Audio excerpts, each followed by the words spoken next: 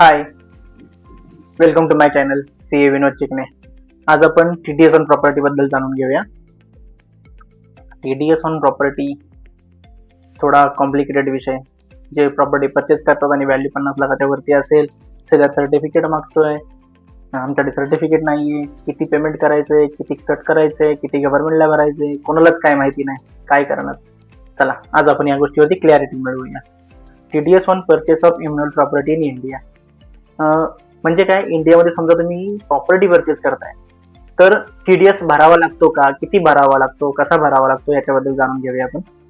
एक याच्यामध्ये मी चार्ट देतो या नोट्समध्ये. ही नोट्स हवी असेल तर तुम्ही मला कमेंट करा, मी तुम्हाला कमेंटमध्ये नोट्स प्रोव्हाइड करेन किंवा व्हॉट्सअपची लिंक कमेंटमध्ये टाकतो. त्या लिंकवर तुम्ही मला हाय पाठवा आणि तुम्ही या नोट्स मागा, मी तुम्हाला त्या नोट्स तिथे प्रोव्हाइड करेन. आपण ना इथे दोन गोष्टी असतात, रेसिडेंट बायर रेसिडेंट असेल इंडियामध्ये आणि सेलर रेसिडेंट असेल किंवा सेलर नॉन रेसिडेंट असेल, दोन्ही गोष्टी असू शकतात. तर नॉन रेसिडेंट सेलर असेल तर याच्यावरती जो पार्ट आहे ना, तो आपण डिटेलमध्ये डिस्कस करून नेक्स्ट व्हिडिओमध्ये. आज आपण बघणार आहोत बायर पण रेसिडेंट असेल आणि सेलर पण रेसिडेंट असेल तर काय करायचं. समजा बायर रेसिडेंट असेल आणि सेलर रेसिडेंट दोन्ही जर असतील रेसिडेंट आणि व्हॅल्यू 50 लाखाच्या खाली असेल तर TDS येत नाही. पण समजा बायर पण रेसिडेंट असेल आणि सेलर पण रेसिडेंट असेल तर व्हॅल्यू 50 लाखाच्या खाली असेल तर TDS येणार नाही. पण व्हॅल्यू 50 लाखाच्या वरती असेल तर सेक्शन 194IA मध्ये TDS कट होतो 1% आणि 26 QB फॉर्म फाईल करावा लागतो. याच्याबद्दल आता आपण जाणून घेणार आहोत. हा पार्ट म्हणजे बायर पण रेसिडेंट, सेलर पण रेसिडेंट, त्याच्याबद्दल जाणून घेऊया. चला, सगळ्यात मोठा प्रश्न, सेलर सर्टिफिकेट मागतोय, कुठून द्यायचं, कसं द्यायचं, काहीच कळत नाही ना. तर त्याच्यावरती आज समजून घेऊया, म्हणजे तुम्हाला पुन्हा प्रॉब्लेम येणार नाही, क्लॅरिटी राहील. TDS तरी कापतात जर कोणी मालमत्ता म्हणजे रेसिडेन्शियल किंवा कमर्शियल प्लॉट 50 लाखांच्या किमतीपेक्षा जास्तने खरेदी केला असेल तर TDS 1% कट होतो. म्हणजे TDS कट करणं कंपल्सरी असतं. म्हणजे कधी कट केलं, 50 एकच कंडिशन, प्रॉपर्टी 50 लाखापेक्षा जास्तची किमतीची असेल तर, म्हणजे तुमची ॲग्रीमेंट व्हॅल्यू 50 लाखापेक्षा जास्त असेल तर 1% TDS कट.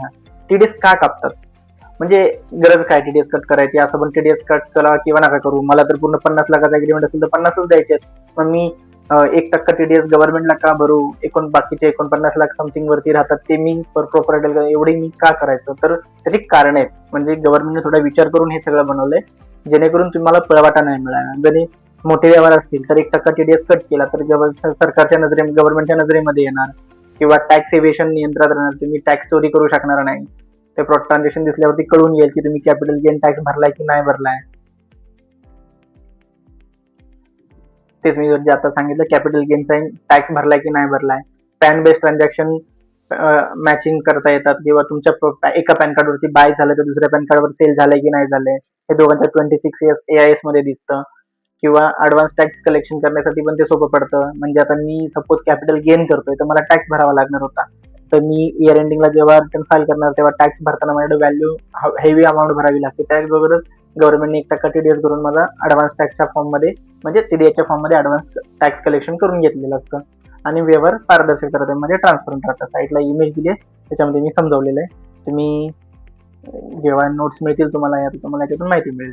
ठीक आहे, आता पुढे TDS कोण कापतं, बायर TDS कट करतो, TDS सेलर कट करत नाही. प्लीज हे क्लिअर करून घ्या सगळेजण, कारण प्रत्येकजण माझ्याकडे जेव्हा पण कोणीतरी ॲज अ CA म्हणून मी जेव्हा ॲडवाईस देत असताना किंवा काही डिस्कशन करत असताना कोणीतरी विचारतं सेलर कट करणार TDS की बाहेर कट करणार TDS, कन्फ्युजन. तर कन्फ्युजन आपण क्लिअर करूया. TDS आपण त्यांचा कापतो ज्यांची इन्कम होते. मग आपल्या केसमध्ये TDS बाय आणि सेल करताना प्रॉपर्टी जो सेल करतो त्याची इन्कम होते, म्हणजे आपण सेलरचा TDS कट करणार. म्हणजे खर्च जो करणार असतो तो TDS कट करणार, म्हणजे बायर TDS कट करणार. क्लिअर, बायर TDS कट करणार किंवा जो एक्सपेन्सेस खर्च करतोय किंवा एक्सपेन्सेस करतोय तो TDS कट करणार. आता TDS किती कट करतात, तर TDS एग्रीमेंट व्हॅल्यूच्या 1% कट करतात. आणि जर पॅन कार्ड अवैध असेल, आपण जसं मागच्या व्हिडिओमध्ये बघितलं की आधार कार्ड पॅन कार्ड लिंक नसेल तर तुमचं पॅन कार्ड इनऑपरेटिव्ह होतं. जर पॅन कार्ड इनऑपरेटिव्ह असेल तर 20% TDS असतो. मी त्या व्हिडिओमध्ये पण तुम्हाला सांगितलं हायर TDS डिडक्शन होऊ शकतो. तोच मुद्दा आहे इथे. म्हणजे सपोज जर 50 लाखाची व्हॅल्यू असेल, तुमचा 1% TDS जो कट होणार होता 50,000 रुपये, तर जर 20% जर कट करायचं झालं तर 10 लाख रुपये TDS कट करावा लागेल. समजलं. म्हणून प्रॉपर्टी परचेस करण्यावर तुमचं पॅन कार्ड, आधार कार्ड लिंक आहे की नाही हे चेक करून घ्या, मग टीडीएस कट करायला द्या. ठीक आहे. तर टीडीएस कट कधी करायचा, टीडीएस कट कसा करायचा, कधी करायचा पहिला बघूया आपण. पेमेंट करताना टीडीएस कट करावा लागतो. तुमचं पेमेंट इन्स्टॉलमेंट वरती तुम्ही ऍज अ बायर, तुम्ही बायर म्हणून पेमेंट इन्स्टॉलमेंट वरती द्या किंवा वन टाइम द्या, पण तुम्हाला टीडीएस कट करायचाच आहे. पण टीडीएस तुम्हाला 1% कट करायचाच आहे, मग पेमेंट करताना करा. सपोज मी 25 दिले, त्यावेळी मी टीडीएस कट नाही केला, समजू शकतो. परत मी 25 दिले, 50च्या खाली समजा 24 दिले, 49 दिले, टीडीएस नाही कट केला, समजू शकतो.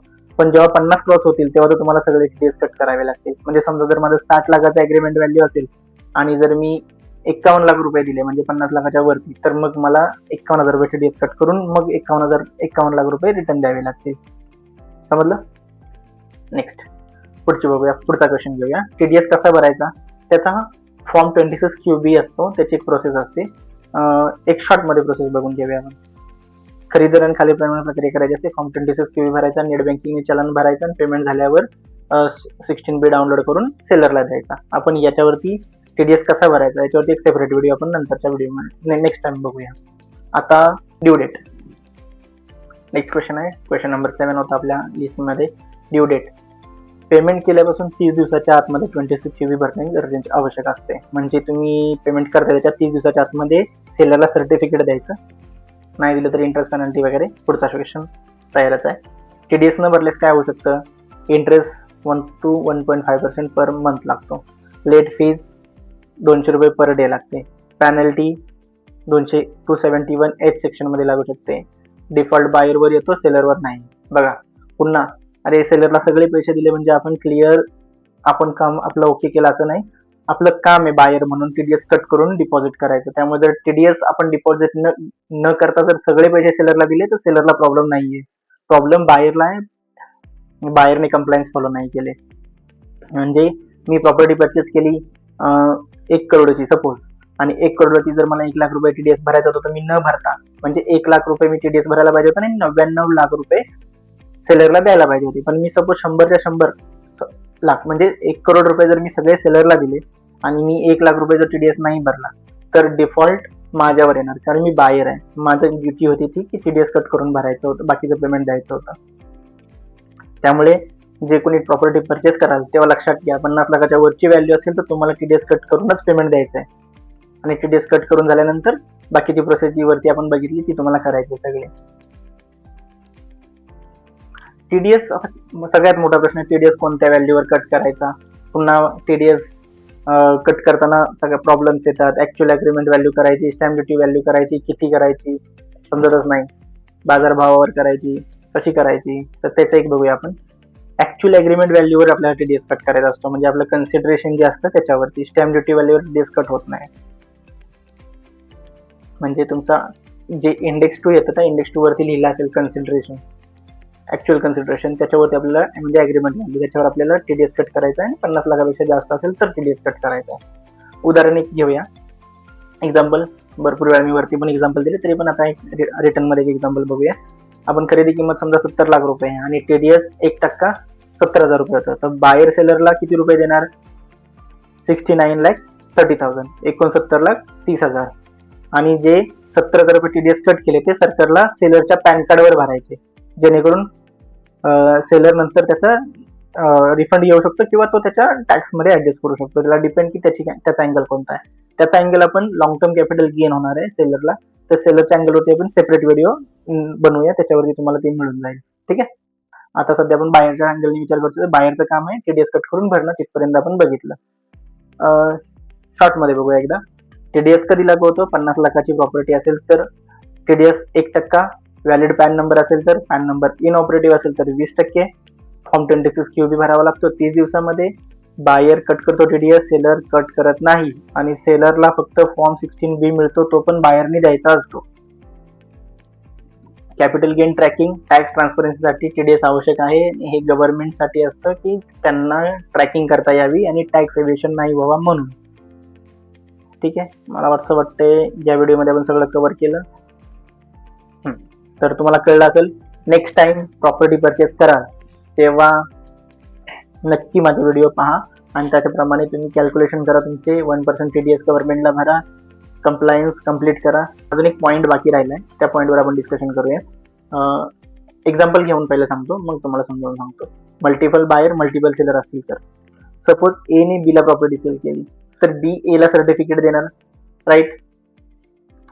आता ए आणि बी दोघांची मिळून प्रॉपर्टी होती आणि त्यांनी सी ला सेल केली, तर सी ने ए आणि बी ला इक्वल इक्वल सर्टिफिकेट दिलं पाहिजे.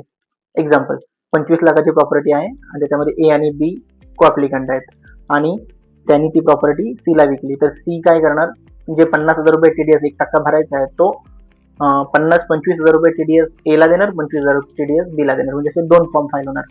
तेच ए आणि बी तर 2 बायर असतील आणि 2 सेलर असतील तर तुमचे 4 फॉर्म फाईल होणार, कारण ए आणि बी बायर सेलर आहेत आणि सी आणि डी बायर आहेत.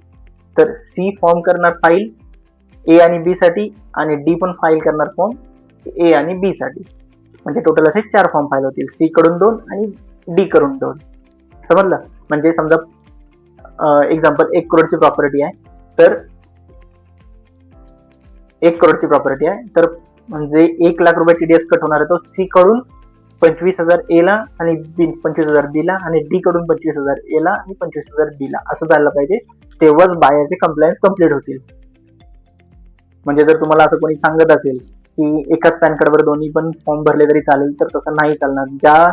जर समजा 2 कोअप्लिकंट असतील बायर, तर दोघांची पण ड्युटी आहे की TDS कट करणं. मग समजा जर तुम्ही एकाच पॅन कार्डवरून जर सेलरला क्रेडिट दिलं आणि एका पॅन कार्डवरून नाही दिलं, तर त्या पॅन कार्डवरून TDS कंप्लायन्स होणार नाही, तो नॉन कंप्लायन्स मध्ये जाईल आणि त्याच्यावरती इंटरेस्ट पेनल्टी ज्याप्रमाणे आपण पाहिलं ते लागू शकते. समजलं. व्हिडिओ पाहिल्याबद्दल धन्यवाद. Thank you again.